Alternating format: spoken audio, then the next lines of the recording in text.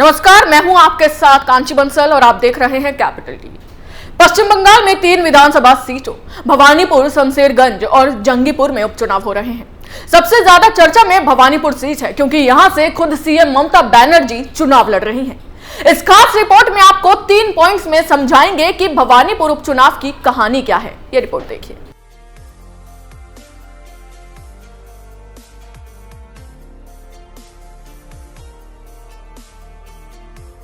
ममता बनर्जी भवानीपुर से उपचुनाव में सीएम बने रहने के लिए चुनाव जीतने की तैयारियों में जुटी हैं। वहीं बीजेपी ने ममता के खिलाफ एडवोकेट प्रियंका टिब्रवाल को मैदान में उतारा है। कैंपेन के आखिरी दिन बीजेपी के 80 से ज्यादा नेताओं ने भवानीपुर के एक वार्ड में पहुंचकर प्रचार किया। केंद्रीय मंत्री हरदीप सिंह पुरी और स्मृति ईरानी ने भी प्रचार किया। वहीं टीएमसी ने भी पूरी ताकत प्रचार में झोंकी। ममता ने खुद एक के बाद एक ताबड़तोड़ रैलियां की क्योंकि वे ऐतिहासिक जीत दर्ज कराना चाहती हैं। कैंपेन के दौरान ममता ने कहा कि भवानीपुर सीट से फिर खेला शुरू हो रहा है और केंद्र से बीजेपी को हटाने के साथ ही खत्म होगा। अब आपको 3 पॉइंट्स में समझाते हैं कि भवानीपुर उपचुनाव की पूरी कहानी क्या है। मोदी के खिलाफ खुद को राष्ट्रीय स्तर पर खड़ा करने की तैयारी में है ममता बनर्जी। भवानीपुर उपचुनाव में स्थानीय नहीं बल्कि राष्ट्रीय मुद्दे उठाए गए। ममता ने पीएम नरेंद्र मोदी और गृह मंत्री अमित शाह को निशाने पर रखा था। सीबीआई और ईडी पर सवाल खड़े किए गए।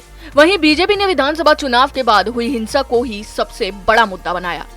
बंगाल में संविधान खत्म होने की बातें तक कही गई।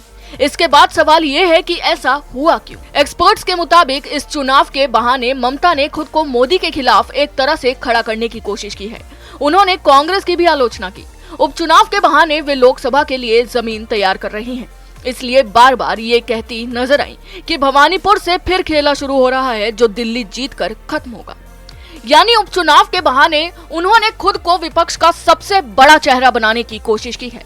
लेकिन ममता बनर्जी ये भूल रही हैं कि एक राज्य का चुनाव जीतने में और पूरे देश की जनता का दिल जीतने में जमीन आसमान का फर्क होता है। जीत के बड़े अंतर से सबको मैसेज देने की कोशिश। टीएमसी ने भवानीपुर में पूरी ताकत लगाई। राज्य के कैबिनेट मंत्री वार्ड घूमे।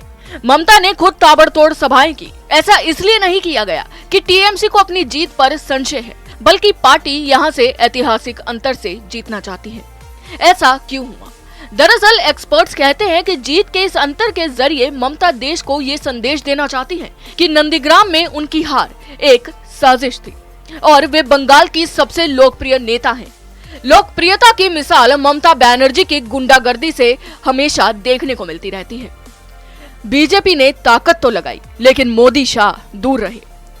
बीजेपी ने भी भवानीपुर को जीतने के लिए पूरी ताकत झोंक दी है, लेकिन ममता के लड़ने के बावजूद मोदी शाह कैंपेन से दूर ही रहे। बीजेपी नेता दलील दे रहे हैं कि उपचुनाव में कभी केंद्रीय नेता प्रचार नहीं करते, लेकिन एक्सपर्ट्स का कहना है कि बीजेपी जानती है कि वो भवानीपुर जीत नहीं रही। इसलिए उन्होंने प्रियंका टिब्रवाल को मैदान में उतारा और केंद्र से सिर्फ हरदीप सिंह पुरी और स्मृति ईरानी ने ही प्रचार किया। ऐसा क्यों हुआ?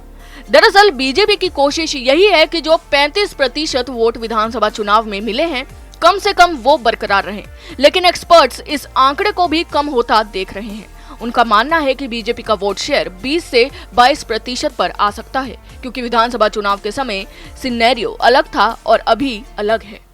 विधानसभा चुनाव में ममता नंदीग्राम से चुनाव लड़ी थी और बीजेपी के शुभेंदु अधिकारी से 1956 वोटों से हार गई थी। इसलिए 6 महीने में उन्हें विधानसभा का चुनाव जीतना जरूरी है। ऐसा नहीं होने पर सीएम का पद छोड़ना पड़ेगा। इसलिए ममता भवानीपुर से उपचुनाव लड़ रही हैं। ममता पश्चिम बंगाल की ऐसी तीसरी सीएम है जो खुद चुनाव हारी है। इससे पहले साल 1967 में प्रफुल्ल चंद्र सेन और 2011 में बुद्धदेव भट्टाचार्य भी अपनी सीट नहीं बचा सके थे।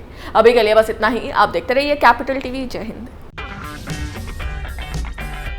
अगर आपको हमारा वीडियो पसंद आया हो तो इसे लाइक करें, हमारे चैनल को सब्सक्राइब करें और हाँ, बेल आइकन दबाना ना भूलें ताकि आप तक हमारे वीडियो की नोटिफिकेशन पहुंचती रहे। आप अपना सुझाव हमें कमेंट बॉक्स में दे सकते हैं। हमारे साथ जुड़ने के लिए शुक्रिया।